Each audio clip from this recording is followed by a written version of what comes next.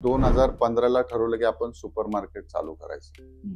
तर त्याही वेळी दुधा अवस्था माझी झाली होती की आपण होलसेल किराणा दुकान चालू करूया की सुपर मार्केट चालू. माय मार्ट नक्की काय?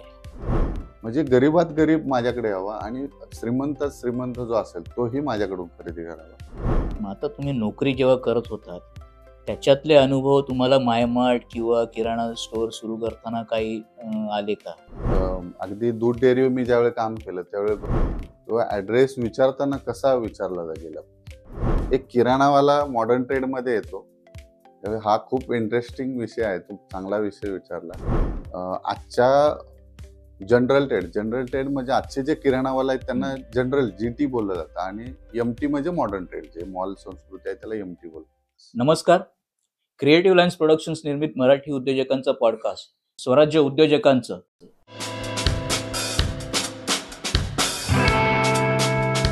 यामध्ये मी रोहित सुर्वे आज आपलं स्वागत करतोय. आज आपल्या सोबत आहेत माय मार्ट या सुपर मार्केटचे संस्थापक चंद्रकांत सस्ते सर. त्यांचा प्रवास इथपर्यंत कसा आला, त्यांचे आजपर्यंत 3 सुपर मार्केट आहे. तर पहिल्या किराणा दुकानापासून ते 3 सुपर मार्केटचा प्रवास हा कसा होता, याची स्टोरी किंवा याची गोष्ट ही खूप काय म्हणावं, प्रोत्साहन देणारी आहे आपल्या सगळ्यांना. तर तो प्रवास आज आपण जाणून घेऊया त्यांच्याच तोंडून. तर नमस्कार सर. नमस्कार. स्वागत आहे आपलं. सुरुवातीला स्वतःबद्दल जरासं माहिती द्या आपल्या प्रेक्षकांना. माझं शिक्षण गावाकडे अगदी 12वी नंतर मी 13वीला ऍडमिशन घेतलं. खूपच खेडेगाव, सातारा जिल्ह्यातलं माझं एक मान तालुक्यातलं खेडेगाव. आमच्याकडे दुष्काळाची परिस्थिती फार मोठी अजून पण त्याच परिस्थितीमध्ये आहे. शेतीला पाणी कमी आणि आई वडील अजूनही शेती करतात आणि अशा कुटुंबातून मी एक लहानाचा मोठा, मी मामाकडे मोठा झालो. म्हणजे मामाच्या गावात मी अगदी लहानपणापासून मी तिकडे, त्यामुळं असं कोणाचं कंट्रोल किंवा काय या गोष्टी माझ्यावरती पहिल्यापासून कमी होत्या. पण त्यातली त्यात माझी शिक्षणाची आवड आणि बाकीच्या सगळ्या गोष्टी बघितल्या तर मी 12वी पर्यंत त्याच गावात शाळा होती आणि तिथे माझं शिक्षण झालं. नंतर मी 13वीला ऍडमिशन घेतलं. परंतु त्याचबरोबर मी काही गोष्टी मित्रांच्या बरोबर काही व्यवसाय चालू केले होते. अगदी मामाचा फोटोग्राफीचा व्यवसाय होता, तो मी 1 वर्ष थोडाफार सांभाळला. नंतर जाऊन मी डिश टीव्ही नवीन आलेले त्यावेळी, तर माझ्या मित्राबरोबर आम्ही डिश टीव्हीचा पहिला व्यवसाय आम्ही केला. त्याच्या अगोदर आम्ही आठवडा बाजारला शेतातली भाजी विकणं असेल किंवा आजोबांच्या बरोबर तेही 2-4 वेळा अगदी केलेलं होतं. तर त्याचा एक अनुभव थोडाफार होता आणि या व्यवसायाचं खरं बाळकडू माझ्या आईकडून मला भेटलं. तर तिने आम्ही लहान असताना द्राक्ष दुसऱ्याच्या बागेतून घ्यायची आणि ती आठवडे बाजार वेगवेगळ्या गावात ती जाऊन ते द्राक्ष विकायची. तर हे मी लहानपणी बघितलेलं आहे. तर तिची एक अपेक्षा 15-20 रुपये मला भेटावेत ही एक तिच्या माफक अपेक्षा होती आणि त्या गोष्टी मला ते माझ्या मनावरती व्यवसायाच्या बिंबवल्या गेल्या. नंतर 13वी नंतर मी काही अगदी मिलिटरी किंवा पोलीस भरतीचे पण ट्राय केले, पण त्या गोष्टी माझ्या माझ्या नशिबाने असेल किंवा काय असेल त्या मी झाल्या नाहीत.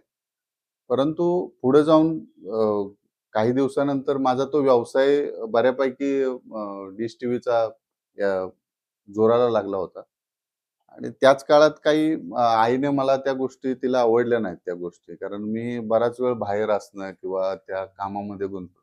तर तिला ते जरा थोडं वेगळंच वाटलं की आता हा आपल्या हाताच्या बाहेर चाललेला आहे. मग तिने एक दिवशी तिला सांगितलं एका नातेवाईकाने, मग ती आली आणि तो प्रसंग माझ्यासाठी आयुष्यातला एक टर्निंग पॉइंट होता. माझ्या खिशात अगदी एक 150 ते 200 रुपये होते आणि आईनं घरूनच बॅग भरून आणलेली. 2 ड्रेस बॅगेत होते, अंगावले कपडे, आणि तिनं मला रस्त्यावरच तिथं माझा पूर्ण समाचार घेतला आणि तू इथून चालता हो म्हणून. ते अगदी त्या दिवशी माझा टर्निंग पॉइंट होता. मला खूप मित्राने समजवलं की तू जा तात्पुरतं तरी, आता तू थांबू नको. आणि मी त्या घडीला तिकडून निघून आलो. माझी बहीण इकडे कल्याणला राहत होती, मी तिच्याकडे आलो. असा तो गावचा एक संघर्षमय प्रवास होता. बऱ्याच दिवस म्हणजे 7वी-8वी नंतर माझं गाव शाळेपासून अगदी 8 किलोमीटर अंतर होतं. तर मी चालत जाऊन तिथं शाळा करायचो. असा तो एक खूप संघर्षमय प्रवास होता. गरिबी असल्यामुळं पुढचंही शिक्षणाला अगदी पैसे भेटतील की नाही भेटतील ही एक भ्रांत होती. अ, म्हणजे इथपर्यंत आलं होतं की मला जर कुठल्या भरतीला जायचं म्हणलं पोलीस भरतीला, तर 2,000 ते 3,000 रुपये खर्च यायचा. जाणं-येणं किंवा राहण्याचा खर्च किंवा तर तेही कुठून येतील ह्याची एक त्या गोष्टीची भ्रांत होती. आणि ते सगळीची आईची माझे ओढाताण बघून मी त्या गोष्टीचा एक अ, त्या गोष्टीच त्या डोक्यातून बाजूला काढल्या आणि मी तिथून मग इकडं कल्याणला आलो आणि त्या परिस्थितीत असं कुठला व्यवसाय चालू करेन किंवा काय तर तो काही प्रसंग माझ्यासमोर नव्हता किंवा तशा काही गोष्टी माझ्यासमोर नव्हत्या. परंतु काहीतरी चांगलं करायचं काय किंवा काहीतरी असं मजबूत करायचं, की त्यातून आपलं आयुष्य किंवा आपल्या आई-वडिलांनी कष्ट केलेले आहेत किंवा मेहनत केलेली आहे. त्यांचं कुठेतरी नाव आपण रोशन करावं. हा एक मनामध्ये जिद्द होती आणि कुठं एक दिवस अशाच शॉपमध्ये कुठं काम कर, दूध डेअरीवर काम कर किंवा अगदी मी इथपर्यंत होतो, की मला वाटतं मी 4 ते 5 दिवस मी कल्याणच्या शिवाजी चौकमध्ये कलरचा नाका कामगार म्हणून मी त्यावेळी गेलो होतो. अरे बापरे! येस. तर म्हणजे मी 2006ला ती गोष्ट घडली आणि मी काही दिवस माझा भाऊ काम करायचा. मी पवईला त्यावेळी रेनिसन्स नाव होतं त्या हॉटेलचं. तिकडे मी कलरचं काम करायला गेलो होतो. मला आठवतं. परंतु त्या छोट्या-मोठ्या गोष्टीतून मला काही चैन पडत नव्हती, की आपण आपलं आयुष्य घडणार नाही किंवा काय नाही तर आणि माझा बराचसा काळ संघर्षात गेला तर चळवळ्या माणूस पहिल्यापासून म्हणजे व्यक्तिमत्व. तर या गोष्टी मला पटणाऱ्या नव्हत्या. पण 7-8 महिने त्या माझ्या ह्याच्यात गेले आणि माझे बहिणीचे मिस्टर ते एका तेलाच्या कंपनीत काम करत होते. तिकडे मी काही दिवस ऑफिसमध्ये बिलं बनवण्याचं काम केलं. पण माझंही नशीब दुर्दैव होतं की सुदैव होतं माहिती नाही. पण मी कामाला लागल्यानंतर ती बऱ्याच वर्ष जुनी कंपनी ती 6 महिन्यात बंद झाली. अरे बापरे! आणि भाऊजींचं माझ्या त्या बहिणीच्या मिस्टरांचंही काम गेलं. आणि आम्ही दोघंही मग तिथून आमचं थोडंसं चालू झालं, की आपण गावावरून काही गहू, तांदूळ किंवा गहू, ज्वारी, बाजरी असे कडधान्य वगैरे आणू आणि विकू. अशा सुरुवात आम्ही केली. बऱ्याच ठिकाणाहून हे केलं. पण पैसे कुठून आणणार? कारण त्यावेळी अगदी ₹1000 कोणाला मागितलं तर देण्याची बरोबर. परिस्थिती नव्हती किंवा आमची परिस्थिती डाऊन असल्यामुळे कोणी मदत केली नसेल. परंतु त्यावेळी आम्ही एका बँकेतून अगदी वडिलांच्या नावे जमीन होती आणि त्या जमिनीवरती आम्ही त्यावेळी ₹1,25,00,000 कर्ज काढलं होतं. कधीची गोष्ट आहे? 2006ला म्हणजे पहिला उगमच माझा खड्ड्यातून म्हणजे कर्जाच्या त्या ओझ्यातून झाला आणि 2-3 स्पॉट बघितले आणि तिथं मला शिक्षणामध्ये जे आम्हाला मी +2ला शिक्षण माझं झालं. तिकडे एक फाउंडेशन म्हणून एक विषय होता. फाउंडेशन 1, 2, 3 असे विषय आणि त्याच्यामध्ये व्यावसायिक शिक्षणाविषयी बऱ्याचशा गोष्टी शिकवल्या. तर सर्व्हे कसा असावा आपला. तर त्याचं तिथं मला खूप हे आलं. आम्ही 2-3 जागा स्पॉट निवडले. मग संध्याकाळच्या वेळी लोकं किती ये-जा करतात, आजूबाजूला किती दुकानं आहेत, कशा टाईपचे दुकानं आहेत. मग मेन रोड येणारा कुठला, अशा गोष्टींचं थोडंसं सर्व्हे केला.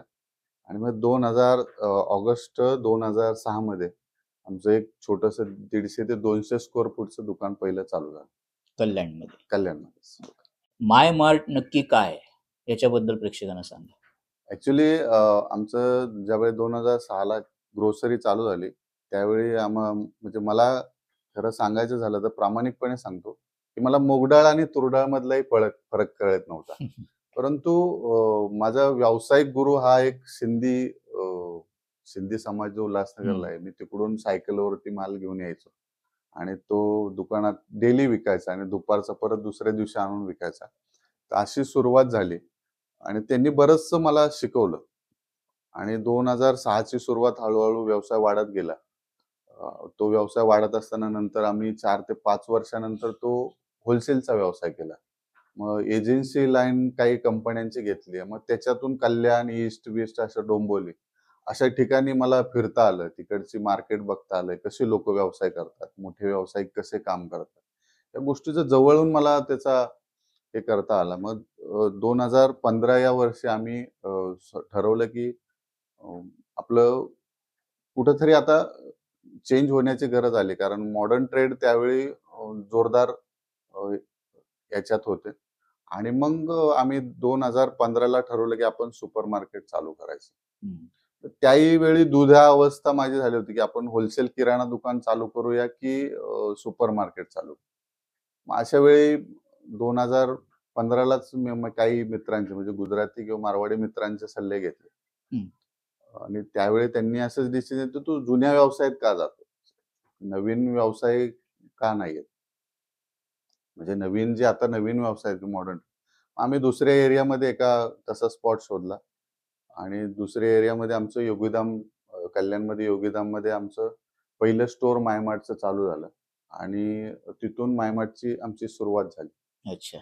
म्हणजे त्यावेळी मायमार्ट सुरुवात होत असताना नावाबद्दल सुद्धा बरंच काही ऐकलं गेलं होतं, वाचण्यात आलं होतं आणि नावात बरंच काही असतं असं मी समजतो आणि लोकांना आपलासा वाटणारा ब्रँड असावा किंवा आपुलकीचं नाव असावं. मग ते नाव सुरू होताना पण मग बरेच रिसर्च झाले. मित्रांनी काही नावं सुचवली, काही जवळच्या लोकांनी, नातेवाईकांनी सुचवली. पण ते मला स्वतःला मनाला पटत नव्हतं आणि मग त्यावेळी माझ्या आईचं पहिलं अक्षर यम घेतलं आणि वडिलांचं त्यांचं पहिलं अक्षर घेतलं. असा माय हा शब्द तयार झाला आणि मायमार्टचा 2016ला पहिला तो ब्रँड आमचा उभा राहिला.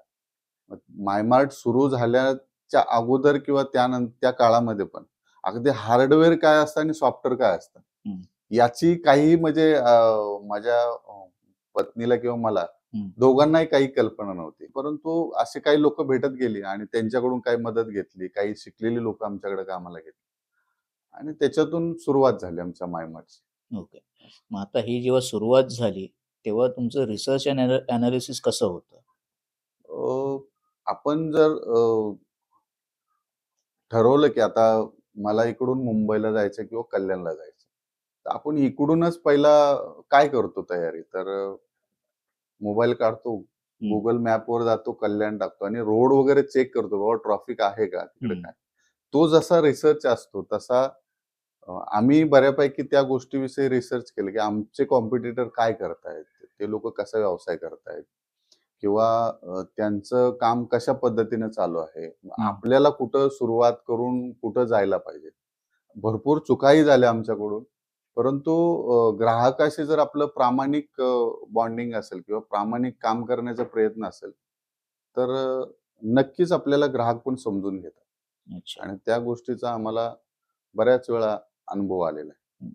मग आता तुम्ही नोकरी जेव्हा करत होतात त्याच्यातले अनुभव तुम्हाला मायमार्ट किंवा किराणा स्टोअर सुरू करताना काही आले का? हो, येस. वापरावसे वाटले का? म्हणजे अगदी दूध डेअरी मी ज्यावेळी काम केलं त्यावेळी घरोघरी लोक गेल्यानंतर डिलिव्हरी करताना कसे लोक हे करतात डिलिव्हरी वाल्यांशी किंवा ऍड्रेस विचारताना कसा विचारला गेला, कामगारांची काय मानसिकता असते.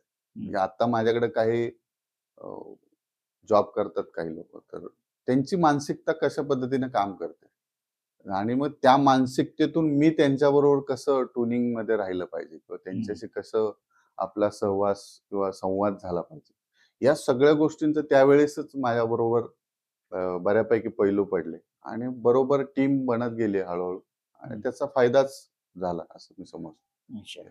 जेव्हा मायमार्ट तुम्ही सुरू केलं त्याच्या अगोदर तुमचं किराणा स्टोअर सुरूच होतं. येस. आणि मग त्याच्यावरनं जेव्हा इथे शिफ्ट व्हायचं ठरलं तुमचं तेव्हा काही अडचणी वगैरे आल्या का तुम्हाला? येस, नक्कीच. ज्यावेळी एक किराणावाला मॉडर्न ट्रेड मध्ये येतो त्यावेळी हा खूप इंटरेस्टिंग विषय आहे. तू चांगला विषय विचारला. आजच्या जनरल ट्रेड म्हणजे आजचे जे किराणावाला आहेत त्यांना जनरल जीटी बोललं जातं आणि एमटी म्हणजे मॉडर्न ट्रेड, जे मॉल संस्कृती आहे त्याला एमटी बोलतात. तर एक जीटी किंवा किराणावाला ज्यावेळी मॉल संस्कृती एमटी ट्रेड मध्ये येतो, हा एमटी ट्रेड मध्ये कस्टमर हा तुमच्या स्टोअर मध्ये येऊन फिरतो, त्याच्या आवडीनुसार तो घेतो आणि किराणामध्ये काउंटरवरून सेलिंग केलं जातं. म्हणजे दुकानवाला जो देईल त्याने ते कस्टमरने एक्सेप्ट.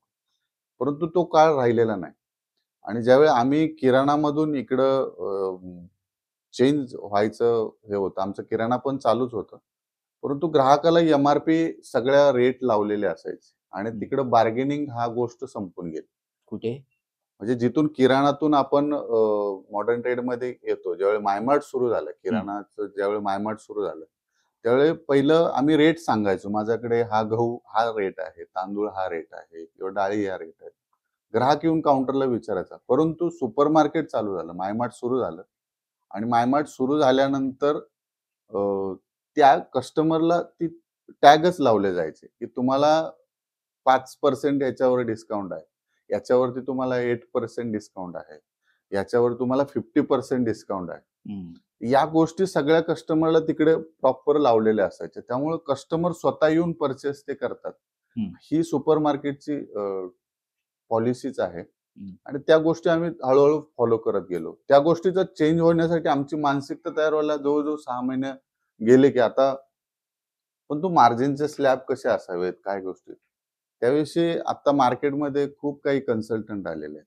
आणि छोटाही तुम्हाला व्यवसाय करायचा असेल किंवा अगदी तुमचा 1-2 वर्ष 3 वर्षाचा व्यवसाय आहे आणि त्याला तुम्हाला असा स्केलअप करायचा, तर तुम्हाला 100% सगळ्या गोष्टीचे तुम्हाला कन्सल्टंट आहेत, सल्लागार आहेत, त्यांची तुम्ही नक्की मदत घ्यायला पाहिजे. आणि आम्ही त्या गोष्टी घेत गेलो. आम्हाला तशी तशी लोक भेटत गेली. खूप चांगल्या पद्धतीचे कन्सल्टंट आम्ही घेतले. त्यांना काही चार्जेस द्यावे लागतात, 100% द्यावे लागतात. परंतु आपल्या सगळंच नॉलेज आपल्याकडं असतं असं काही नाही. बरोबर. म्हणून त्यांच्याकडून आम्ही नॉलेज घेत गेलो आणि त्याचा आम्हाला खूप चांगला फायदा आमच्या व्यवसायात, मायमार्टच्या व्यवसायात झालेला. पण आता जेव्हा मायमार्ट तुम्ही सुरू केलं, तर सुरुवातीला कस्टमर साठी मार्केटिंग करणं, कारण ते ऑलरेडी मोठे ब्रँड्स तोपर्यंत इन झालेलेच असतील, त्यांच्याकडे तर नाव आहे, तुमचं नवीनच बाळ आहे, तर मग त्या वेळेला मार्केटिंग कशा पद्धतीने तुम्ही केलं लोकांना आकर्षित करण्यासाठी? ऍक्च्युली आमच्याकडे आमची स्पेशालिटी काय, म्हणजे प्रत्येक व्यवसायाला एक स्पेशालिटी असते. आमची स्पेशालिटी ही कस्टमरशी 1 to 1 आमचं पहिल्यापासून बॉन्डिंग होतं की, आणि आम्ही ज्यावेळी पहिलं किराणा दुकान 2006 ला चालू केलं, त्यावेळेपासून पहिल्या दिवसापासून आमचं एक ध्येय होतं की वजनात कोणाला कमी नाही द्यायचं. दुसरं म्हणजे रेटमध्ये खूप काही रेट ठेवून विक्री करायची नाही. कमी मार्जिनमध्ये जास्त विक्री, म्हणजे कमीत कमी मार्जिनमध्ये जास्तीत जास्त कशी विक्री करता येईल, या गोष्टीवर आमचा अजूनही फोकस असतो. तिसरी गोष्ट अशी की ज्यावेळी कस्टमर पॅक गोण्या घेतो की बाबा 50 किलो द्या मला, 100 किलो द्या किंवा 30 किलो द्या, त्यावेळी पॅक गोणी घेतो, त्यावेळी त्याला लूज माल तोच दाखवला गेला पाहिजे आणि तोच त्याच्या घरी गेला पाहिजे. नाहीतर बरेचसे गोष्टीमध्ये कस्टमरला फसवलं जातं. हा कस्टमरांचे अनुभव असतात. आणि चुकून जरी तुमच्याकडून चूक झालेली असेल, तुमचा आता स्टाफ आहे, टीम आहे, चुकून तुमच्या स्टाफ कडून कुठल्याही चूक झालेली असेल, तर ते नक्की ग्राहकाला त्याचा विश्वास द्या की तुम्हाला कुठली गोष्ट जर तुम्हाला नाही आवडली, तर आम्ही तुमच्या बरोबर आहोत. फक्त येऊन तुम्ही आम्हाला सांगा किंवा कॉल करा, तुमची ती वस्तू आम्ही रिप्लेस करून देऊ. आणि त्या गोष्टीमुळं कस्टमरचा एक आपल्यावरती विश्वास, ट्रस्ट वाढला आणि त्याच्यामुळं आम्हाला बऱ्यापैकी त्याचा अजूनपर्यंत फायदा हा झालेला आहे. आणि सगळ्यात मेन पॉइंट असा आहे की ग्राहकाला तुम्ही कमीत कमी रेटमध्ये, म्हणजे तुमचं मार्जिन काढून चांगल्यात चांगली क्वालिटी देण्याचा प्रयत्न करा. म्हणजे मी स्वतः ग्रोसरीचे आणि काही मटेरियल परचेस स्वतः करतो. तर माल घेतेच वेळी तुम्ही पारखून आणि सगळ्या गोष्टी त्याचं क्वालिटी चेक करूनच तुम्ही सेल करा.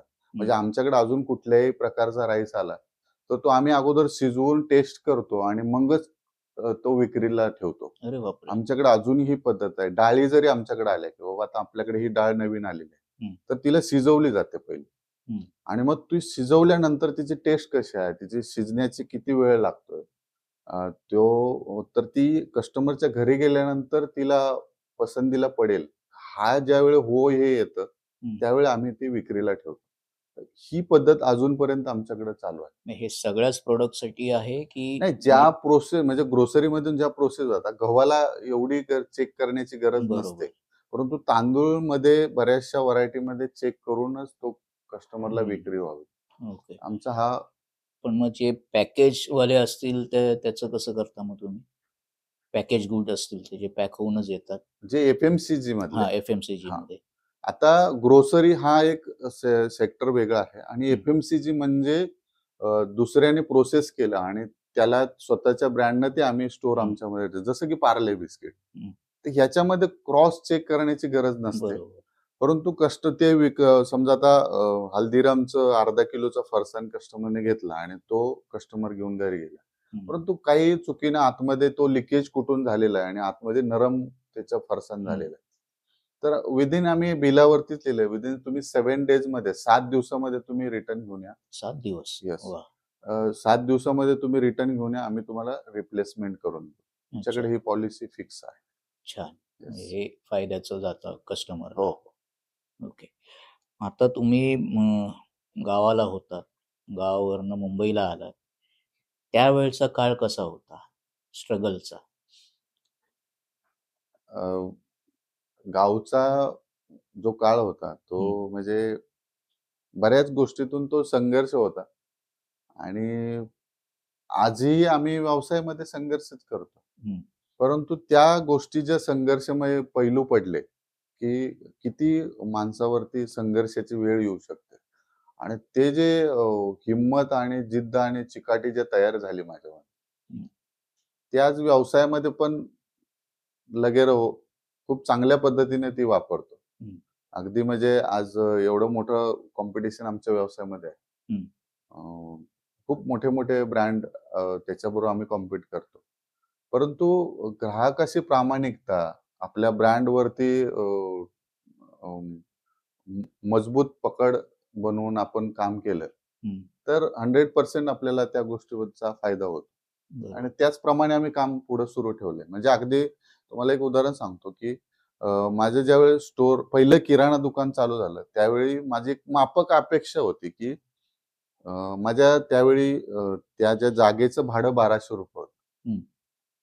मला तिकडे ज्या कंपनीत मी पहिलं काम करत होतो 2800 रुपये पगार होता आणि मी ज्या बँकेतून लोन घेतलं तिथं 5200 रुपये हप्ता होता त्या बँकेला परतफेड म्हणून. तर अशी 9200 हा माझा एक फिगर होता. आम्ही 10,000 रुपयाचं टार्गेट ठेवलं होतं की आपल्या महिन्याभराच्या सेलमधून 10,000 भेटले पाहिजे. आम्ही ती जी अपेक्षा आहे ती आजपर्यंत चालू ठेवलेली आहे की आपल्याला या गोष्टीचे एक्सपेन्सेस आहेत. म्हणजे माझ्याकडे आता टीम काम करते, त्यांचे पगार असतील किंवा अजून शॉपचे एक्सपेन्सेस असतील, या सगळ्या गोष्टी निघाल्यानंतर आपल्याला किती पर्सेंट राहावेत ह्याचाही आम्ही आकडा ठरवून घेतला आणि तेवढं आलं की ह्याच्यामधून आम्ही व्यवसाय अजून पण त्याच पद्धतीने करतो. जसं जेव्हा तुम्ही मायमार्ट सुरू करायचं ठरवलं किंवा सुपर मार्केटमध्ये उतरायचं असं ठरवलं या बिझनेसमध्ये, तेव्हा ऑलरेडी एक्झिस्टिंग ब्रँडचं तुम्हाला कधी दडपण आलं नाही का? किंवा आलं असेल तर तुम्ही ते कसं सोक केलं? कसं फेस केलं? या गोष्टी तर आमच्याबरोबर डेली होतात. अच्छा. म्हणजे अगदी 2013-14च्या काळामध्ये किंवा 12 पासूनच त्या गोष्टी सुरू झाल्या होत्या की भारतामध्ये 51% 2012ला रिटेल मध्ये डायरेक्ट इन्व्हेस्टमेंट फॉरेनची घेऊ शकतो, त्याला एफडीआय बोललं जातं आणि 2014 मध्ये तर त्याला 100% वरती सरकारने परवानगी दिली. आणि त्यानंतरचा काळ जर बघितला तर भारतामधल्या रिटेल इंडस्ट्रीला खूप मोठा संघर्षाचा काळ आहे 2014 नंतर. कारण त्याची कारण अशी झाली की भारताची जी भारतामध्ये फॉरेन इन्व्हेस्टिंग जी होती तिला 100% भारतामध्ये परवानगी या सरकारने, आपल्या भारत सरकारने दिली. त्याचे काही सेक्टरवरती चांगले परिणाम पण झाले, काही सेक्टरवरती त्याचे बॅड परिणाम झाले. इन्शुरन्स रिटेल क्षेत्र असेल आणि अजून काही क्षेत्रामध्ये सरकारने त्याला डायरेक्ट इन्व्हेस्टमेंटची परवानगी त्यावेळी दिली आणि त्यामुळे भारतातली जी रिटेल इंडस्ट्री आहे, म्हणजे तुमचा कपडेवाला असो, मेडिकलवाला, किराणावाला, याच्यात बरेचसे जे रिटेल करतात ते आणि त्यांच्या काम करण्याची पद्धत ही जुनी आहे. म्हणजे आता किराणा व्यवसाय जर बघायला गेला तर हा खूप जुना व्यवसाय किंवा पहिला व्यवसाय म्हणायला लागेल. कारण इंग्रज भारतात आलेच मसाले वगैरे विक्री खरेदी, ड्रायफ्रूट किंवा सुकामेवा खरेदी किंवा मसाले खरेदी विक्री करण्यासाठी. आणि त्यावेळेचा व्यवसाय आणि आजचा व्यवसायात खूप मोठा फरक आहे असं नाही. खरेदी विक्रीचाच व्यवसाय. पण त्याचे काम करण्याची पद्धती चेंज झाली.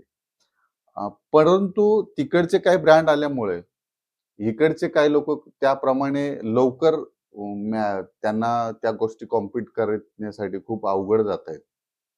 म्हणजे अगदी 3 ते 4 महिन्यापूर्वीचाच सरकारचा रिपोर्ट आहे, की 2030 पर्यंत 45 लाख रिटेल दुकानं या देशातली बंद होतील. होतील. अच्छा. आणि आजच्या घडीला तुम्ही बघायला गेलं तर काही छोटे-छोटे व्यावसायिक बंद करण्याच्या मार्गावर आहेत. किंवा जर किराणा व्यवसाय मी 40-50 वर्ष कोण करतोय, तर त्याची पुढची पिढी त्या व्यवसायात यायला धाडस करत नाही. तर ह्या गोष्टी खूप मला तर वाटतं, की रिटेल इंडस्ट्री किंवा रिटेल क्षेत्रासाठी धोक्याच्या आहेत. परंतु त्याला मी उलट अर्थाने सांगतो, की तुमच्या घरामध्ये अनुभवी असे असणारे तुमच्या सीनियर आहेत किंवा तुमच्या घरात. त्याला जर तुम्ही आधुनिकतेची जोड दिली, तंत्रज्ञानाची जोड दिली, तर खूप काही भारतामध्ये स्कोप आहे. त्याची कारणं अशी आहेत, की आपल्या देशामध्ये दर 2 दिवस सोडले, की त्या दिवशी सण आहे. बरोबर. म्हणजे कुठली तरी चतुर्थी असते, कुठली तरी एकादशी असते किंवा कुठला तरी अजून इतर प्रत्येक धर्माचे कुठले ना कुठले सण असतात. आणि सण आलं की मार्केटमध्ये ट्रान्झॅक्शन चालतं.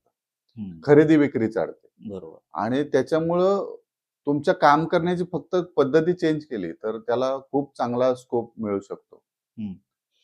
तर या दोन्हीमध्ये जास्त मोठा फरक नाहीये. तर माय मार्केटच्या माध्यमातून शेतकरी वर्गासाठी तुम्ही काही करायच्या विचारामध्ये आहात का? कारण तुम्ही स्वतः शेतकरी आहात. नक्कीच हा विषय माझ्या खूप जिव्हाळ्याचा विषय आहे. चांगला प्रश्न आहे. तर मी एका शेतकरी कुटुंबातला म्हणजे अजूनही गावाकडे गेलं तर कधी-कधी शेतीत काम होतं मी करतो म्हणजे. आई-वडील अजूनही शेती करतात. तर आजची परिस्थिती शेतकऱ्यांची कशी आहे? म्हणजे आत्ताच तुम्ही बघितलं रिसेंटमध्ये की एवढा मोठा पूर आला मराठवाडा आणि काही पश्चिम महाराष्ट्रातले काही जिल्ह्यामध्ये खूप मोठं नुकसान शेतकऱ्यांचं झालं. हा निसर्गाचा लहरीपणा आणि त्यातले त्यात बाजारभाव न मिळाल्यामुळे शेतकरी मनस्थिती खूप खचलेली आहे आता. तर त्या गोष्टीबद्दल आता काल परवाच मी एका याच्यावरती न्यूजवरती एक व्हिडिओ बघितला आणि त्याच्यामध्ये तो शेतकरी कोथिंबीर विक्रीस मार्केटमध्ये घेऊन आलेला असतो. आणि तो समोरच्या व्यापाऱ्याला विनवणी करतो, की मला जाण्यासाठी ₹100-150 तरी वाटखर्चीला मिळावेत. एवढी अपेक्षा त्याची छोटी होती.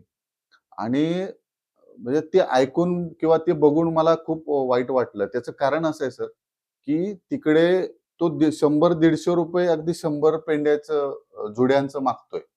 आणि इकडे एक तीच जुडी ₹15 ते ₹20 ला विक्रीसाठी शहरामध्ये आहे. तर याच्यामध्ये कुठेतरी चुकतंय. म्हणजे ते कोणाकडून चुकतंय, काय चुकतं हा पुढचा नंतरचा विषय आहे. परंतु इथं कुठेतरी गॅप आहे. त्याच्यामध्ये काम करायला मला आवडेल. आणि यासाठी काही नवतरुण शेतकऱ्यांनी पुढे येणं खूप गरजेचं आहे. की तो शेतमाल पिकवणारी लोक एकत्र येत आहेत आणि त्याच्याबद्दल आता काही बऱ्याच ठिकाणी बचत गट किंवा काही कंपन्या स्थापन होऊन काम चांगलं करतायत. परंतु तो शेतकऱ्यांची संख्या बघितलं तर त्याचं प्रमाण खूप छोटं आहे. अगदी 2-4% मध्येच आहे. पण नंतर ते 95% लोक असेच आहेत अजून. त्यांना हमीभाव भेटत नाही.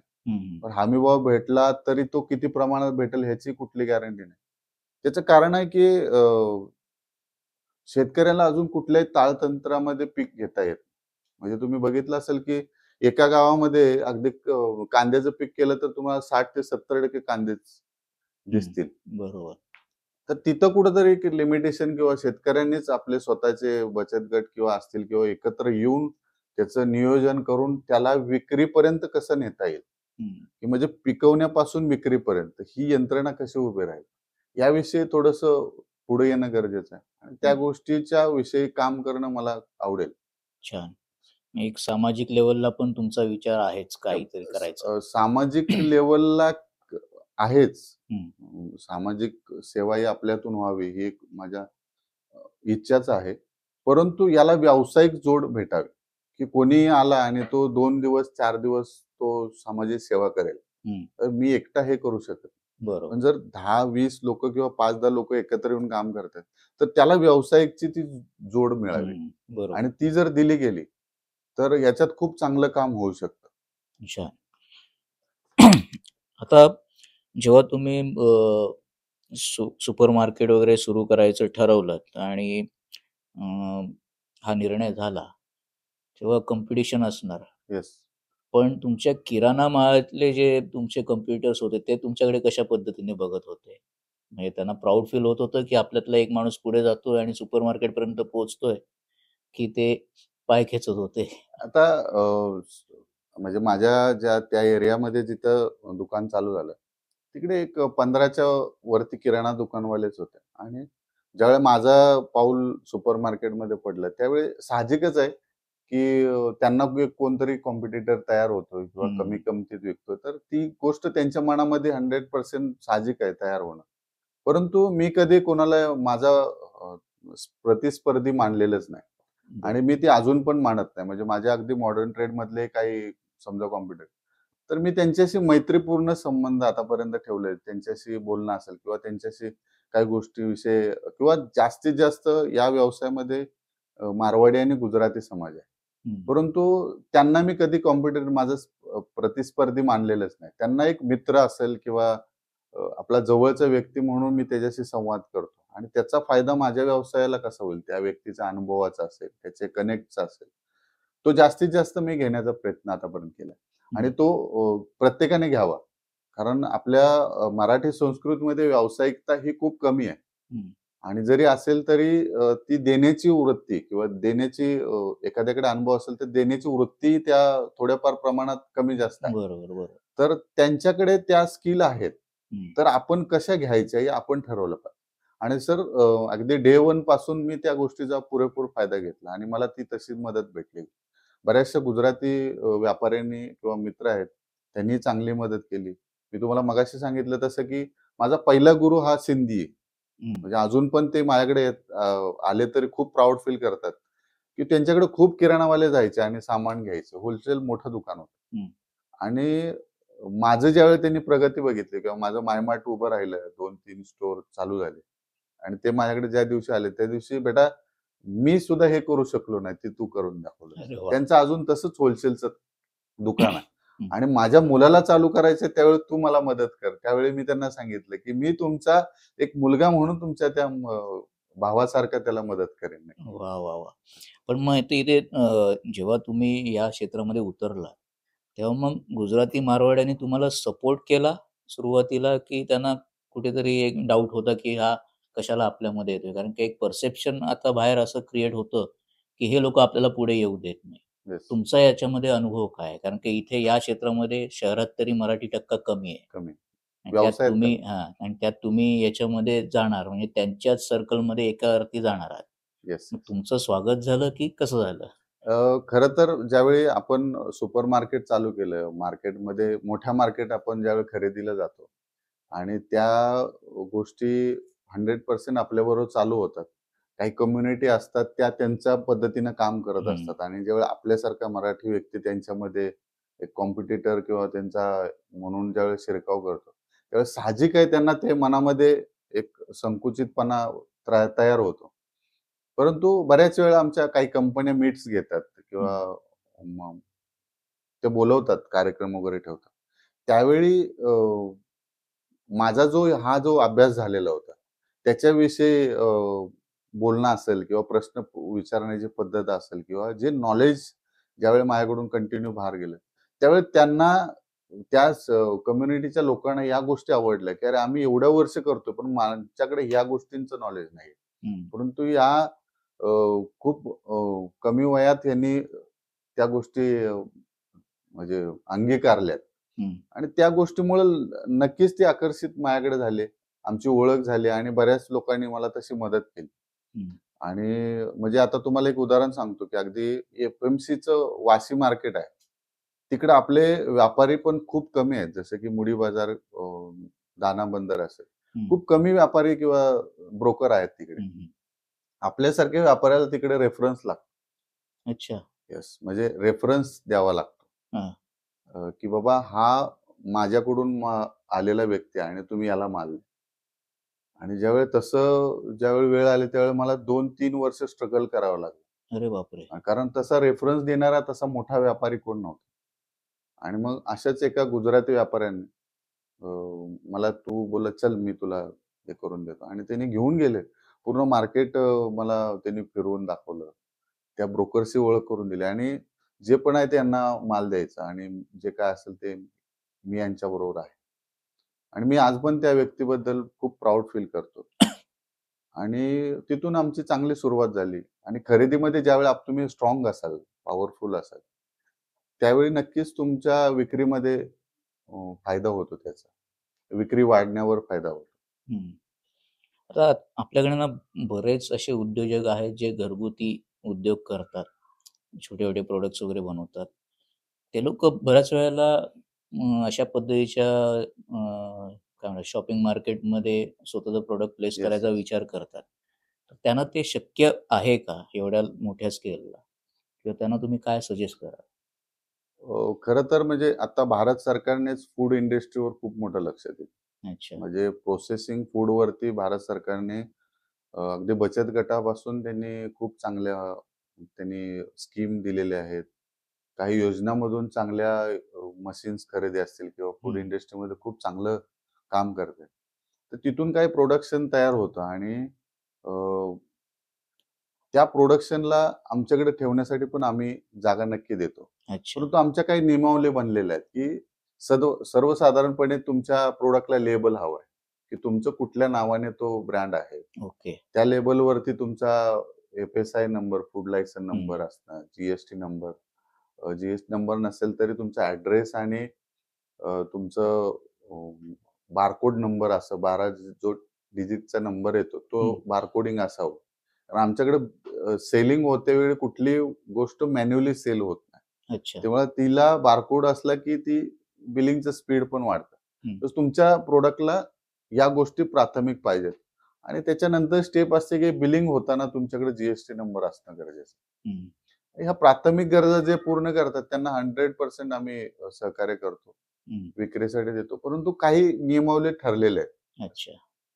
हे येस. मायमार्टच्या हो, नियमाच्या निकषांमध्ये बसत असेल तर त्यांना हो, हो. प्लेसमेंटसाठी जागा उपलब्ध करून दिली येस. जाते. काही ठराविक आम्ही ब्रँडला तशी आम्ही सपोर्ट पण केलेला आहे. अच्छा. परंतु म्हणजे आमचं काम करताना आम्ही हा एक विचार करतो, की त्यांना किती पटीत विक्री भेटते, हं. ह्याही गोष्टी पहिल्या बघितल्या जातात अच्छा. आणि त्यानुसार आम्ही जागा नक्की त्यांना देतो. आता याच्यामध्ये बऱ्याच वेळेला बघितलं जातं, असं लक्षात येतं, एक ऑब्झर्वेशन आहे, की एका मार्टमध्ये एक प्रॉडक्ट प्राइस वेगळी आहे आणि दुसऱ्या मार्टमध्ये त्याच प्रॉडक्टची प्राइस वेगळी आहे. येस. तर हे कशासाठी असतं किंवा काय याच्यामध्ये असतं, ट्रिक असतं ते सांगू सांगू शकाल?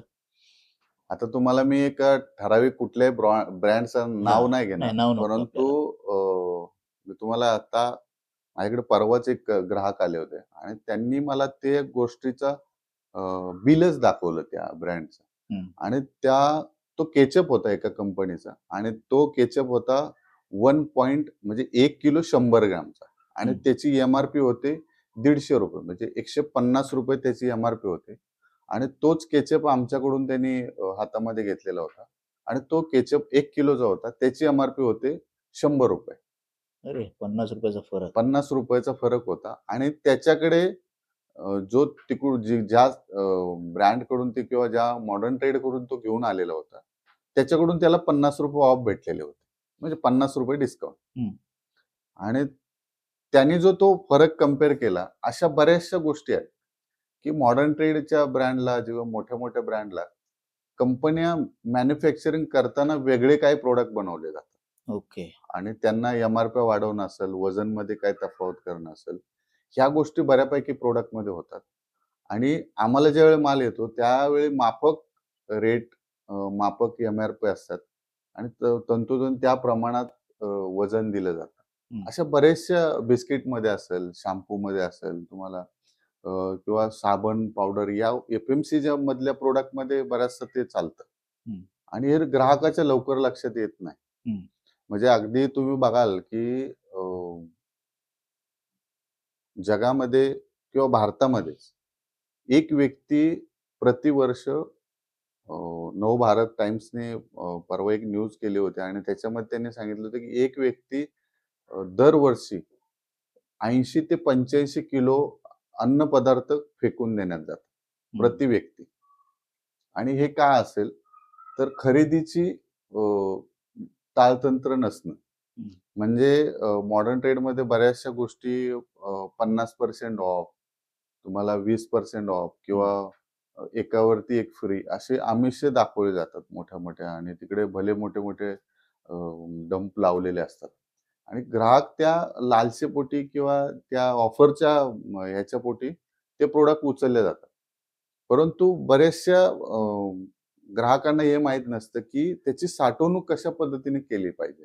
म्हणजे काही प्रोडक्ट असे आहे की तुम्हाला ते चिलरमध्येच ठेवायचे, काही प्रोडक्ट असे आहेत की तो तुम्हाला डीप फ्रीज करायचे, काही प्रोडक्ट तुम्हाला ते पॅक बंदच ठेवायचे, त्याला बाहेरची हवा चालणार नाही. काही प्रोडक्ट असे आहे ते तुम्हाला लूज मध्येच ठेवले, ते पॅक बंद जमत नाही. ते याचं वर्गीकरण न करता आल्यामुळं ते बरेचसे प्रोडक्ट खराब होतात. म्हणजे तुम्ही 1 किलो बिस्किटचा पुडा आणला आणि तो खोलला, यात नॉर्मल हवा गेली, तो प्रोडक्ट तुमचे एक्सपायरी डेटच्या अगोदर तो नरम बिस्किट होता. जसं की तुम्ही आता समजा शेंगदाणे घेऊन आला आणि पावसाळ्याचे दिवस आहेत, तर तुम्ही जे बल्की जास्त घेऊन आलं तर ते तुम्हाला 4-8 दिवसामध्येच तुम्हाला ते मॉइश्चर आलेलं दिसतं. तर या गोष्टीसाठी आम्ही ग्राहकांना अगदी एफएमसीजीचे काय प्रोडक्ट आहे की जसं पॅराशूट तुम्ही खोबरेल तेल घेताय, तर तुमची गरज काय? म्हणजे घरात माझ्या 4 व्यक्ती आहेत आणि मला 100 ml ची खोबरेल तेल महिन्याला भरपूर होतं किंवा 150 ml चं होतं. तर त्या रेंजमध्ये आम्ही प्रोडक्ट ठेवतो. की आमच्याकडे मिडल क्लास ग्राहक येतोय. त्याच्या घरामध्ये 4च लोक आहेत, लहान मुलं 2 आणि ते दोघं. तर त्यांना खोबरेल तेल किती लागणार आहे? तर छोटी बॉटल. शॅम्पू किती लागणार आहे? तर या. साबण किती लागतं? तर त्या साईजमध्ये बिस्किटच्या साईज असतील, मसाल्यांच्या साईज असतील किंवा ज्या गोष्टी ग्राहकाच्या यूजमध्ये येतात, त्या गोष्टी तशा पॅकिंगमध्ये ठेवल्या जातात. आणि त्याचा फायदा असा होतो की ग्राहकाचं बिल मोठं न होता त्याच्या गरजेपुरतं ते बिल बनतं. आणि त्याच्यामुळे बरेचसे ग्राहक आमचे तसे आहेत की आम्ही तिकडे जात नाही खरेदीला. कारण आमचं बिल आहे ना 5,000चं 8,000 बनतं, 8,000चं 5,000चं 9,000 बनतं. का? तर अशाच काही गोष्टी बिना गरजेच्या आम्ही ते ऑफरच्या ह्याच्यासाठी आम्ही ते उचलतो आणि मग त्याचं आम्ही ते खराब होऊन जातं घरी आणलं. आणि म्हणून आम्ही तिकडे खरेदीला जात नाही आणि ते ग्राहक आमचे स्पेशल आहेत. त्या ग्राहकांचं आमच्याकडेही काही ऑफर चांगल्या दिल्या जातात. आम्ही असं की नाही म्हणत नाही. परंतु आमच्याकडेही त्या ऑफर्स कंटिन्यू ग्राहकांना चालू असतात. तुम्हाला खरेदी जास्त केल्यानंतर तुम्हाला जास्तीत जास्त कसे फायदे देता येईल, आम्ही त्याही गोष्टी बघतो. त्याच्यानंतर ग्राहकाला आम्ही घरपोच सेवा देतो. आमची USP मध्ये ती एक स्पेशालिटी आहे की तुम्ही ऑर्डर द्या, तुमच्या घरी सामान फ्रीमध्ये पोहोच. ओके. म्हणजे कल्याणमध्ये कुठेही असेल तर येस, येस. सर्व्हिस जाते. येस. भविष्यामध्ये मायमार्ट किती मोठं झालेलं बघायचंय तुम्हाला? काय स्वप्न आहे? भविष्यामध्ये आमचं आता सध्याचं तर 2 वर्षातलं आमचं टार्गेट आहे की आमचे 10 स्टोअर तरी असावे. 2 वर्षात, येत्या 2 येस, वर्षात. येस. आणि ऑनलाईनमध्ये पण आमचं चालू आहे की स्वतःचं ॲप आमचं डेव्हलप करून त्याची जोड आमच्या व्यवसायाला कशी भेटेल. अच्छा. कारण आता ट्रेंड तो चेंज झालेला आहे. म्हणजे 20 वर्षाचा ट्रेंड असा होता की तो किराणावाले सुपर मार्केटमध्ये आले, मॉडर्न ट्रेडमध्ये आले आणि आताचा ट्रेंड असा आहे की परत ग्राहक हा ऑनलाईन आलेला आहे. तर त्यालाही सुविधा आपल्याकडून कशी होते? येत्या काही दिवसामध्ये म्हणजे येत्या दिवाळीच्या नंतरच आमचं स्वतःचं ऑनलाईनचं ॲप येत आहे. ॲप येणार आहे, मोबाईल ॲप. येस. वा. प्रोडक्ट प्लेसमेंटला इथे किती महत्व आहे? खरं तर हा सुपर मार्केटमध्ये माझ्यासाठी हा शेवटचा पार्ट.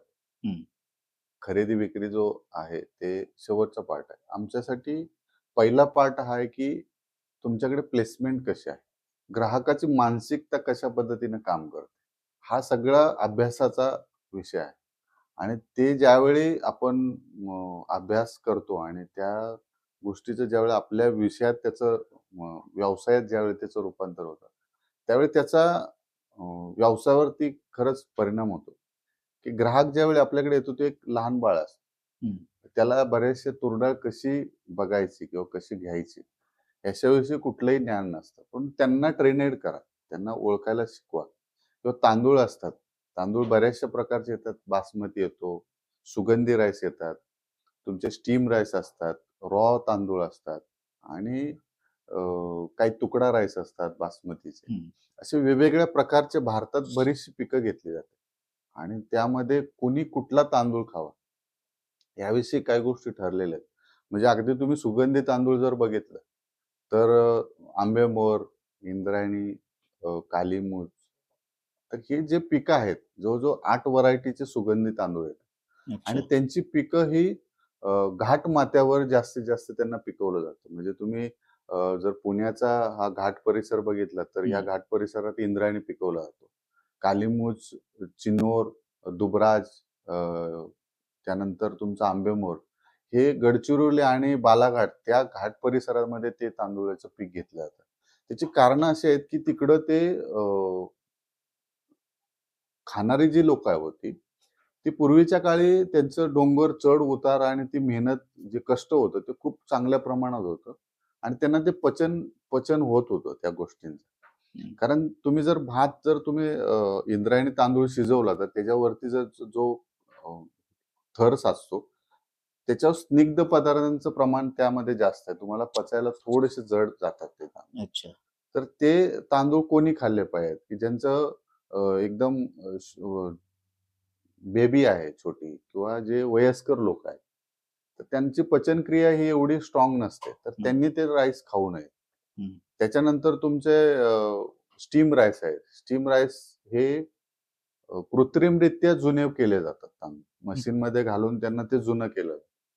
तर ते तांदूळ कुठल्या ग्राहकांनी ते घेतले पाहिजेत की ज्यांना तो चिकट राईस जमत नाही. म्हणजे आम्हाला थोडा जरी चिकट झाला तर आम्ही ते खात नाही. तर त्या कस्टमरांनी ते घेतलं पाहिजे की रॉ तांदूळ कोणाला आवडतात या सगळ्यांचं वर्गीकरण करून ग्राहकांना आम्ही ते ट्रेनर करतो आणि त्याप्रमाणे त्यांना ते पुरवठा करतो.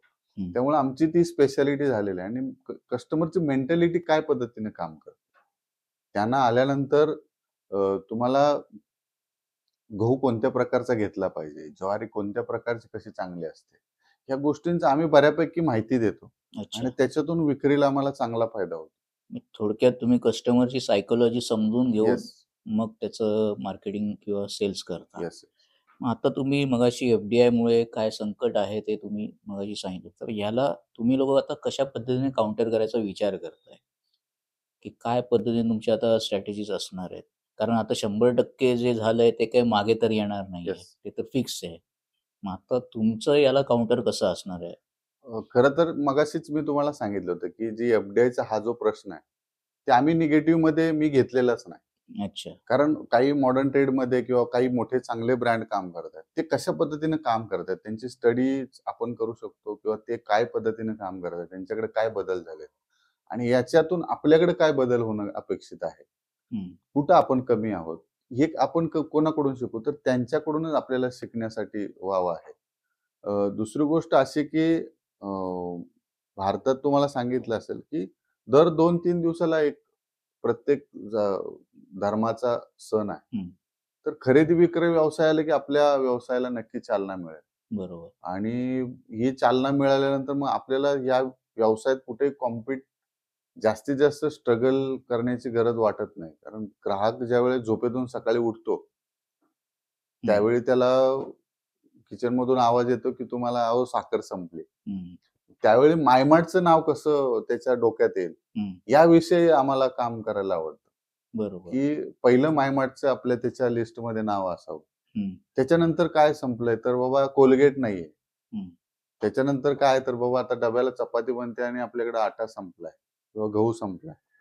संध्याकाळीची राईस पाहिजे किंवा खिचडीसाठी मसाले पाहिजेत किंवा अजून काय पाहिजे किंवा आता झोपतोय आणि मग गुड नाईट संपलेला आहे. तर या सगळ्याची स्टार्ट टू एंड पर्यंत मायमार्ट मध्ये आपल्याकडे कशी वस्तूंची उपलब्धता असेल या गोष्टीवर आम्ही जास्तीत जास्त फोकस करतो आणि आपला कस्टमरच्या माइंड मध्ये आपला पहिला नंबर कसा राहील याविषयी आम्ही काम करतो. म्हणजे स्टोअर मधली तुमची स्टोअरची मांडणी कशी आहे, तुमच्याकडे वेलकम कसं होतं, ग्राहकाला कमीत कमी वेळेमध्ये बिलिंग कसं होईल किंवा त्याला होम डिलिव्हरी कमीत कमी वेळेमध्ये कशी सुखरूप व्यवस्थित पोहोचेल किंवा आफ्टर मध्ये पण काही सर्व्हिसेस दिल्या जातात की कोणती वस्तू खराब निघाली किंवा ती वस्तू खराब निघाल्यानंतर मग त्याच्याशी कसं तुमच्याकडून व्यवहार होतो, या गोष्टीवर आम्ही जास्तीत जास्त फोकस करतो आणि त्या पद्धतीने काम करतो. आता सध्या कल्याणमध्ये पहिली ब्रांच कुठे होती मायमार्टची आणि आता किती ठिकाणी आहे आणि कुठल्या कुठल्या लोकेशनला आहे? आम्ही योगीधाम आणि गौरीपाडा त्या भागामध्ये काम करतो. अच्छा, म्हणजे याच भागामध्ये तिन्ही ब्रांच आहे. ओके. आता जे मराठी तरुण या उद्योगामध्ये येण्यासाठी उतरत विचार करत असतील त्यांना तुम्ही काय सल्ला द्याल? कशा पद्धतीने ह्याचं पुढचं, कारण तुम्ही जेव्हा सुरुवात केली तेव्हा जस्ट सुपर मार्केटची चेनची सुरुवातच होती. तुम्ही वाहत्या प्रवाहामध्ये होता. आता हे सगळं झालेलं आहे, सेटल आहे. जे आत्ता असा विचार करू पाहतायत त्यांच्यासाठी काय संघर्ष पुढे आहे किंवा आत्ता आहे? खरं तर बरेचसे आता माझी सुरुवात मी जशी केली त्याचप्रमाणे माझ्या अनुभवातून मी सांगू इच्छितो की बरेचसे जण विचारतात की मी कशी सुरुवात करू, मी कसं याच्यात जिथं तू आहेस म्हणजे आत्ता कुठं आहे तिथून सुरुवात कर. मग ते याने मोठं सुपर मार्केट 2000 स्क्वेअर फूटचं टाकलंय किंवा खूप मोठं होलसेलचं दुकान टाकलं आणि मी सुरू करू, हे अजिबात नाहीये. किंवा मी मोठं हॉटेलच टाकेन की जे माझ्याकडे 50 टेबल लागलेले असतील. या मानसिकतेमध्ये आपल्या लोकांनी येऊ नये. अच्छा. ज्यांचा सपोर्ट चांगला असेल, अनुभव घरामध्ये असेल त्यांनी यावं. परंतु ज्यांच्याकडे अनुभव नाही, आता मला तांदळामधलं रेशनचं तांदूळ सोडून मला काहीच माहित नव्हतं. तुरडाळ मुगडाळचा फरक नव्हता कळत. परंतु मी ते समजून घेतल्या गोष्टी हळूहळू आणि ते लवकरात लवकर कशा आपल्याला शिकता येतील ह्याचं जास्तीत जास्त. तसं तुम्ही जिथं आहे तिथं सुरुवात करा. सुरुवातीला तुम्ही छोटा व्यवसाय तुम्ही करू शकता की बाबा छोटस नाश्त्याची गाडी असेल किंवा छोटस किराणा ग्रोसरीमध्ये असेल, छोटस किराणा दुकान असेल, तिथून खरेदी कशी असावी, ग्राहकांची विक्री कशी, काय अडचणी येतात, या गोष्टीबद्दल थोडासा अभ्यास करूनच सुरुवात करावी असं मी तर समजतो. बरोबर आहे, कारण की तुम्ही जसं म्हणाल की तुम्हाला आधी तांदळाच्या प्रकाराबद्दल माहितीच माहिती नव्हतं, पण तुम्ही ते सगळं आत्मसात करून घेतलं. त्याला एक काहीतरी जिद्द असेल की मला हेच करायचं आहे. तसंच तरुणांनी पण करावं. आता व्यवसायामध्ये बदलाला किती महत्व आहे तुमच्या दृष्टीने? माझ्या दृष्टीने तर बदलाला मी 100 पैकी 100 मार्क देतो. अच्छा. की दर तुम्हाला पहिलं असं होतं की 10, 15, 20 वर्षाला ट्रेंड चेंज व्हायचे. ओके. व्यवसाय. ते नंतर काही दिवसानंतर ते 10 वर्षावर आले. म्हणजे अगदी 4, 5, 6 वर्षापूर्वी म्हटलं जायचं की तुमच्या कुठल्याही व्यवसायाला 1000 दिवस लागतात. पण मी आता ते पुढचा 100 जो 0 आहे त्याला मी क्रॉसफुली मारले फक्त 100 दिवस. अच्छा. 100 दिवसाला तुमच्याकडे नवीन काही ना काहीतरी सुरू होणं किंवा तुमच्या व्यवसायात नवीन काहीतरी ट्रेंड चेंज होऊन घेऊन येणं खूप गरजेचं आहे. कारण तुम्ही हल्ली ऑनलाईनचे पण ट्रेंड असतील किंवा ग्राहकाच्या मानसिकतेचे असतील, ह्याच्याविषयी खूप स्पीडनं काम चालू आहे आणि त्या ट्रेंडनुसार तुमचा व्यवसाय पण जर बदल घडवत नसेल किंवा चेंज होत नसेल तर मग ग्राहकाला त्याच गोष्टी ते आवडत नाही. म्हणजे अगदी तुम्ही आता बघितलं असेल की काही लोक असे असतात की एकदा दोनदा एका हॉटेलला जेवायला जातात, तिसऱ्या चौथ्या वेळी ते हॉटेल बदलतात. त्यांना अम्बिशन किंवा नवीन टेस्ट ह्या सगळ्या गोष्टी करायला आवडतात. म्हणजे पूर्वीच्या काळी माझ्या आजोबांच्या पासून किंवा माझ्या वडिलांच्या पासून आम्ही तोच किराणावाला आहे हे अभिमानानं सांगितलं जायचं. बरोबर. पण आता असं आहे ना की त्याच घरातली येणारी नातसून असते किंवा सून असते ना, ती आज या आपण दुकानात जाऊ, तिकडे खूप छान आहे मग तिकडून घेऊया किंवा या आपण मायमार्ट मध्ये जाऊया, आज तिकडं म्हणजे आम्ही संक्रांतीला पैठणी गिफ्ट लावतो, म्हणजे लकी ड्रॉ असतात आमच्याकडे. मग आपण मायमार्ट मध्ये घेऊया, आमच्याकडे दर महिन्याला काही वस्तू फ्री मिळतात तिकडे. तर अशा वस्तू आम्ही ज्यावेळी फ्री देतो त्यावेळी त्यांच्या किचन मध्ये किंवा डेली नीड मध्ये वस्तू असतात, जसं की बेडशीट असतात, नॅपकिन असतात, काही किचन मध्ये लागणाऱ्या वस्तू असतात आणि मग त्यांना त्या जिव्हाळ्याच्या असतात. म्हणजे आम्ही महिला वर्गाला फोकस मध्ये ठेवून बऱ्यापैकी ऑफर देत असतो आणि मग त्या ट्रेंडनुसार ग्राहक आपल्याकडे येत असतो. जेव्हा आता तुम्ही मायमार्टचं जेव्हा मार्केटिंग वगैरे करताय तेव्हा मार्केटिंगचं म्हणजे कशा पद्धतीचं ते मार्केटिंग आहे कल्याणमध्ये, की लोक तुमच्याकडे चला तुमच्याकडे आल्यानंतर तुमचे प्राइस वगैरे बघितले तर तो तुमच्याकडे कायमचा येणार आहे. Yes yes. पण आधी पहिलं पाऊल त्याचं पडावं यासाठी तुम्ही काय फंडे हे करता? ग्राहकांना कसं आकर्षित करता येईल किंवा जे आहेत आपल्याकडे त्यांना अजून कसं आपल्याकडे टिकवून ठेवता येईल, या 2 गोष्टीवर जास्त आम्ही फोकस करतो. ओके. की नवीन ग्राहकांसाठी म्हणजे आम्ही आता थोडंसं प्रिंट मीडियाला जरा थोडंसं कमी बजेट ठेवतो. म्हणजे आमच्याकडे जास्त न्यूजपेपर वगैरे. न्यूजपेपर असेल किंवा पॅम्पलेट किंवा हां. बॅनर असतील, अशाला थोडंसं आम्ही कमी केलंय. परंतु आम्ही सोशल मीडियामध्ये जास्तीत जास्त आम्ही त्याचा मार्केटिंगसाठी हे करतो आणि नवीन ग्राहकांना कसं आकर्षित करता येईल याच्याविषयी जरा जास्त काम करतो. पण त्यातल्या त्यात आमचा ग्राहक हा लोकली भागातला आहे. बरोबर. तर त्यांना सगळ्यात आमचं इम्पॉर्टंट आहे की सर्व्हिस. म्हणजे सीनियर सिटीझन जर आपल्या स्टोअरमध्ये आला, तर त्यांना काहींना चालता येत नाही किंवा काहींना अडचणी येतात काही गोष्टी. तर आमच्या स्टाफला हे ट्रेनिंगच दिलेलं आहे, की त्यांना आल्यानंतर बसायला खुर्ची द्या. ते बसतील आणि मग तुम्ही सगळं सामान त्यांना तिथं दाखवून काढा आणि मग बिलिंगला घेऊन जा. अच्छा. त्यांना पाणी द्या. ह्या सगळ्या गोष्टी तिथे केल्या जातात. त्यामुळे ते लोकं आमच्याकडे येतात. नवीन तरुण पिढी कशी आपल्याकडे येईल? त्यांना काय अपेक्षित असतं? त्या दृष्टीने आम्ही त्या गोष्टी करत असतो.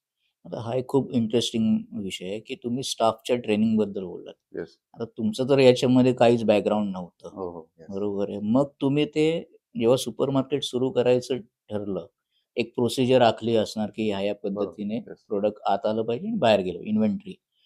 आता स्टाफ ट्रेनिंग जेव्हा द्यायचं तुम्ही ठरवलं, तेव्हा त्यातल्या कशा पद्धतीने गोष्टी तुम्ही आयडिया म्हणजे हे केल्यात, हेरल्यात, की ह्या गोष्टींमध्ये आपल्याला स्टाफला ट्रेनिंग देणं गरजेचं आहे, जे आपल्याला फायद्याचं जाईल? खरं तर ग्राहकाची गरजच आपल्याला सगळं शिकवते. हं. आणि मग कशात चुका कमीत कमी होईल, कुठं चूक होते किंवा स्टाफकडून काय-काय चुकीच्या गोष्टी होतात. या गोष्टीवर थोडंसं आपण थोडं-थोडं लक्ष घेतलं. हा सगळा अभ्यासाचा विषय आहे. हं. आणि मग त्या गोष्टी आपण त्यांना ट्रेनिंगमध्ये दिल्या गेल्या पाहिजे किंवा चांगला रिझल्ट देईल, कोण स्टाफ चांगलं काम करेल, त्यांच्याविषयी आम्ही थोडंसं स्किल अप म्हणजे माझ्याकडे आता एक मुलगी आहे, ती मायमार्टच्या पहिल्या दिवसापासून आजपर्यंत आमच्याकडे आहे. ओके. आणि त्या मुलीला आम्ही क्लिनिंगसाठी म्हणून आम्ही ते पार्ट टाईममध्ये घेतलेलं होतं. हं. ती हळू-हळू फुल टाईममध्ये आली. हळू सगळं. आज एका स्टोअरचे आमचे ती मॅनेजर आहे. काय बोलताय? म्हणजे आम्ही आमच्या जो जे आमच्याकडे कामाला येणारे लोक आहेत, त्यांच्या पाठीशी ठामपणे उभा असतो. बाहेरचा कोण जर मॅनेजर पकडून आणणार आणि मग आम्ही त्याला तुमच्यावरती बसवणार. हे आमच्याकडे आम्ही ते राबवलंच. तुमच्यातलाच चांगला रिझल्ट देणारा, चांगला मायमार्ट विषयी जो आत्मीयतेने काम करणार आहे, ब्रँडला जो वाहून घेणार, त्या लोकांना आम्ही तुम्हाला नक्कीच तशा पद्धतीचं आम्ही तुम्हाला पुढे घेऊन जाऊ. आमच्याबरोबर तुमचाही कसा स्केल होईल, या गोष्टीविषयी आम्ही काम करतोय. आणि माझीही इच्छा आहे, की आमच्याकडे जवळ-जवळ 80 ते 85% महिला आरक्षण लागू आहे. काय बोलताय? आमच्याकडे मुलींचा स्टाफ किंवा महिलांचा स्टाफ जास्त आहे. वाह! आणि त्यांना त्या पद्धतीचे सगळे ट्रेनिंग्स दिले हे जातात. इंटेन्शनली केलंय की झालंय ते? नाही, आम्ही या गोष्टी ठरवून केलेल्या आहेत जास्तीत अच्छा. जास्त. हां. आता झालंय किंवा या गोष्टी तो विषय वेगळा आहे. परंतु आम्ही त्याला जास्त हा माझ्या जिव्हाळ्याचा विषय आहे, हं. की काही मुली बाहेर जास्त कामाला जाऊ शकत नाहीत. मग आमच्या लोकल एरियातल्या बरोबर. आमच्याकडे कामाला आहेत. पण त्यांच्या स्किलमध्ये कसं चांगली वाढ होईल, की आमच्याकडे 6 महिने म्हणजे काही स्टोअरमध्ये बऱ्याचशा ब्रँडच्या 2-2, 3-3 वर्ष काउंटरला येऊन देत नाहीत. म्हणजे? म्हणजे बिलिंगसाठी. अच्छा. हां. म्हणजे जर सेल्समध्ये तुम्ही कामाला लागला, तर तिकडे क्लिनिंग आणि फक्त सेल्सच करायचं. हं. तुम्ही काउंटरच्या इकडे यायचं नाही. पण हं. आमच्याकडे ती पद्धत नाही. जी मुलगी आमच्याकडे लागली, तिला विदिन 2 महिन्यात आम्ही तिला शिकवायला घेतो. तू आता अच्छा. बिलिंग कर. मग तिचं एम-एस-सी-आय-टी किंवा बाकीचे कोर्स करायला गरज नाही. कारण ती पूर्ण स्किल शिकते. हं. पर्चेस इन्व्हेंटरी असेल किंवा बिलिंग असेल. या सगळ्या गोष्टीचं तिचं ट्रेनिंग पूर्ण होतं. त्यामुळं कॉम्प्युटरची किंवा ह्या सगळ्या यंत्रणेची तिची तोंड ओळख होते. त्यामुळे तिला बाकीचे कोर्सेस करायची गरज लागत नाही. पुढे जर त्याच्या पुढे जायला असेल, बॅक ऑफिसला आम्ही काही स्टाफला, त्याच स्टाफला आम्ही बॅक ऑफिसला घेतलं. तिथून परत त्या सगळ्याचा अनुभव आल्यानंतर आम्ही परत सुपरवायझर, मॅनेजर ह्या लेव्हलला त्यांना घेऊन गेलो. त्यामुळे तेही खुश असतात किंवा आपण ह्या पोस्टला होतो, आज ह्या पोस्टला आहोत. बरोबर. आणि रिवॉर्डिंग पद्धत आहे येस, तुमच्याकडे. येस. शेतकऱ्याचा एक मुलगा जो बॅग घेऊन निघालेला आणि आज 3 सुपरमार्केटचा मालक आहे. कसा वाटतो हा प्रवास मागे वळून बघताना? मागे वळून जर पाहिलं तर आनंदच वाटतो. जे आईवडिलांचं स्ट्रगल आहे त्या स्ट्रगलला कुठेतरी आपण न्याय दिला असं एक वाटतं. आणि आपल्याही आयुष्यामध्ये येऊन प्रत्येक मुलाने मी तर म्हणतो की कुठल्याही आईवडिलाला अपेक्षा नसते की आपलं नाव खूप मोठं करावं, पण जिथं आहेच तिथून मागं तर जाऊ नये. बरोबर. आणि ते मी तर केलेलं आहे. त्यांना अभिमान वाटतो या गोष्टींचा. आणि बस आपल्यासाठी हीच आशीर्वाद आयुष्यातली आहे. सगळ्यात मोठी कमाई आहे किंवा आशीर्वाद आहे. आता ह्या सगळ्यामध्ये जेव्हा तुम्ही उद्योग करत होतात, बायकोची साथ कशी लाभली? किती तिने सपोर्ट केला? माझी पत्नी आहे ती माझ्या गावाकडचीच आहे. आणि तिचंही शिक्षण माझ्यासारखंच खेडेगावात झालेलं वगैरे, परंतु लग्न झाल्यानंतर इकडे आले. तिच्यासाठी शहर म्हणजे नवीनच होतं. आणि शहर नवीन असल्यामुळे तिला ह्या सगळ्या गोष्टी नवीन होत्या. बरोबर. परंतु हळूहळू ती माझ्याबरोबर राहिल्यानंतर किराणाच त्यावेळी होतं होलसेलचा, आणि मग ती काम करत गेली, शिकत गेली. परंतु आज पूर्ण बिझनेसचा पूर्ण तिच्याकडे हातखंडा आहे. म्हणजे परचेस पासून स्टॅफ हँडल कसा करावा, टीमची कशी काम करून घेण्याची काय पद्धती असावी, या सगळ्या गोष्टीचं तिला ज्ञान आहे. आणि काही विभाग आम्ही बनवलेले आहेत. आणि मग ती FMCG खरेदीचा विभाग तिच्याकडे, असं आम्ही थोडंसं वर्गीकरण करून खूप चांगल्या पद्धतीने अगदी माझ्या खांद्याला खांदा लावून ती काम करते. छान. म्हणजे आता हे एवढं सोपं नाहीये सुपर मार्केट मुंबईमध्ये हे करणं. आता जी तरुण मुलं आर्मीमध्ये म्हणा किंवा पोलिसामध्ये म्हणा ट्राय करतात, अपयश येतं, त्यांना तुम्ही काय सल्ला द्याल की जर ते मुंबईची वाट धरणार असतील काही स्वप्न घेऊन, तर त्यांच्यातलाच तुम्ही एक आहात.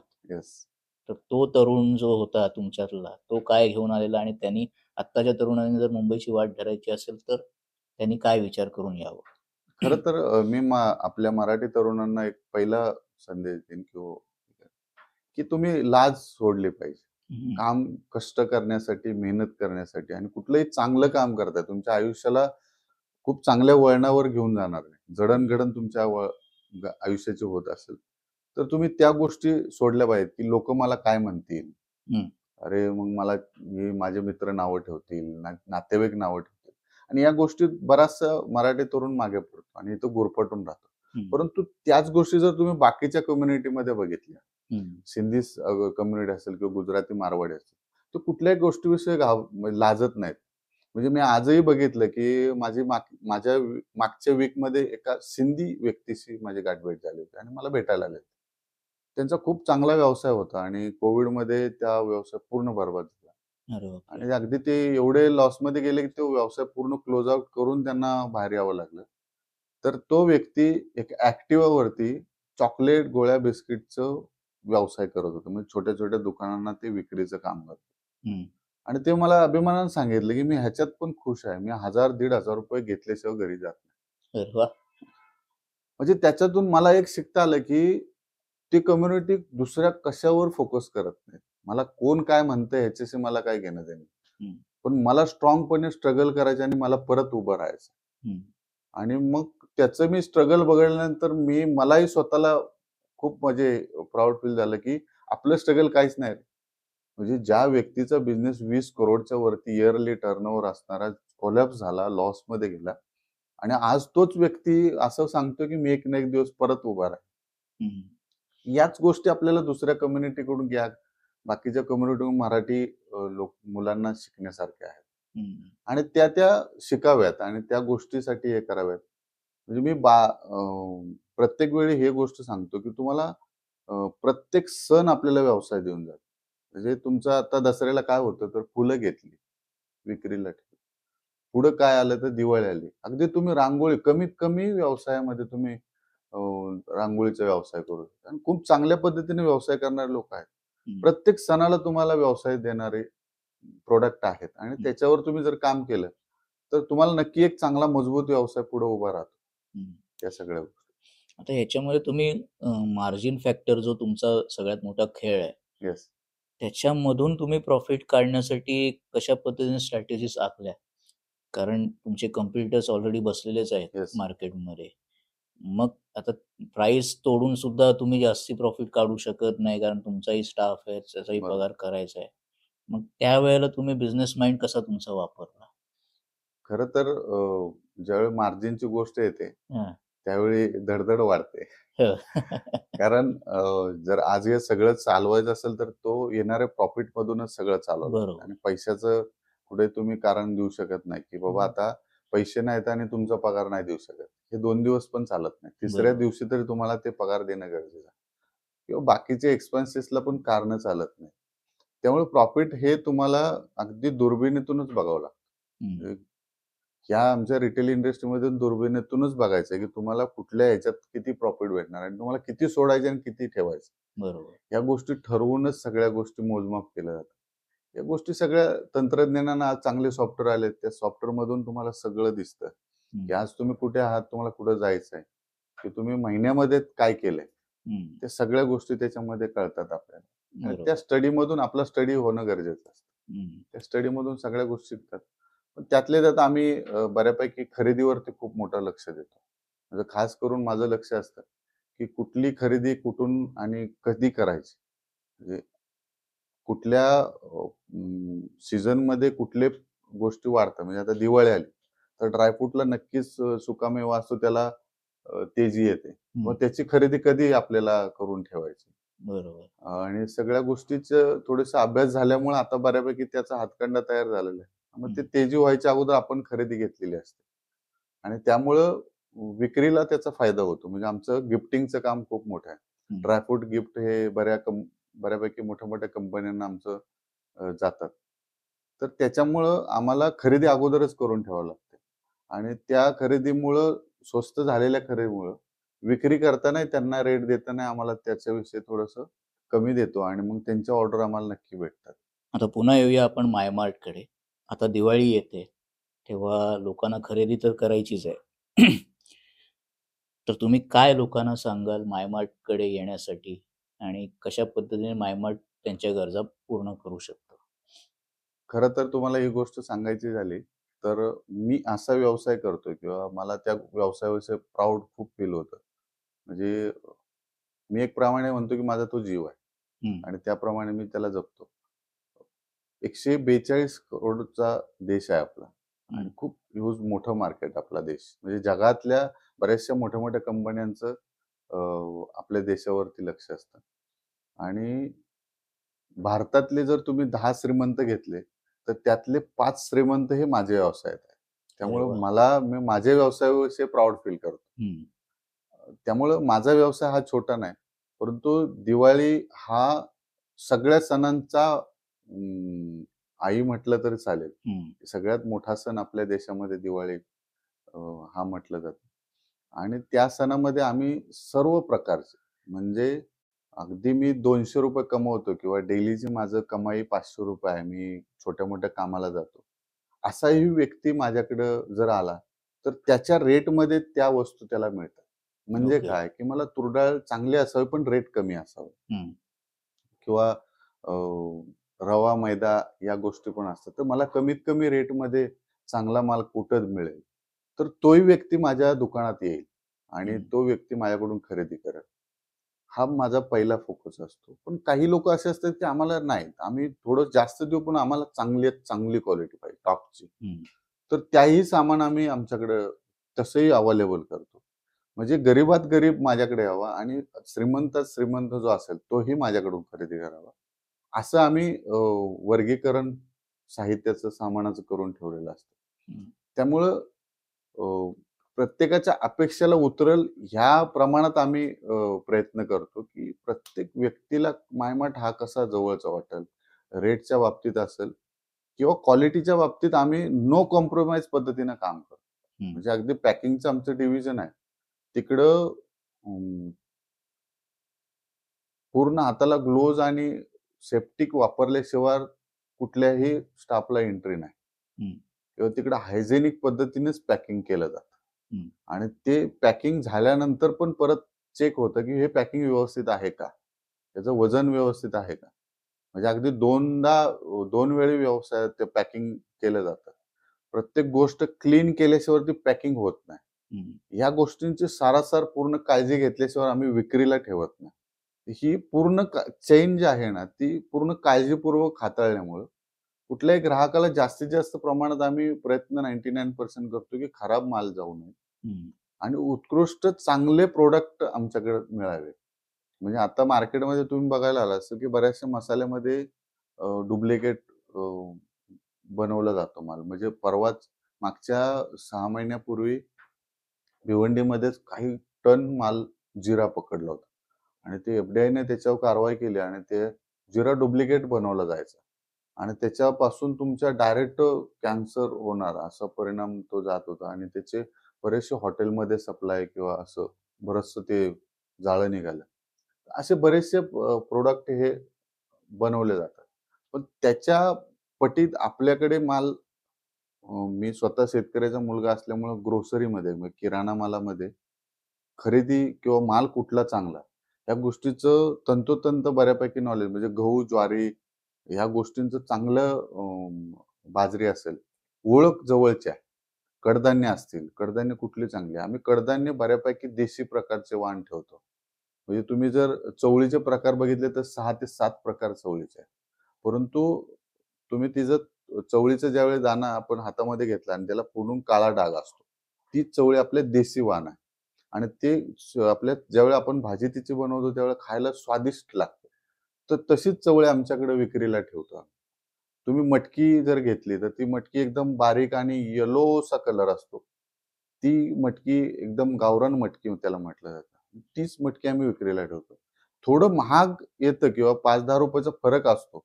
परंतु क्वालिटीमध्ये कुठलंच कॉम्प्रोमाईज आजपर्यंत आम्ही करत नाही आणि त्याचा आम्हाला विक्रीसाठी खूप चांगला उपयोग होतो. छान. खूप मजा आली आपल्याबरोबर गप्पा मारताना.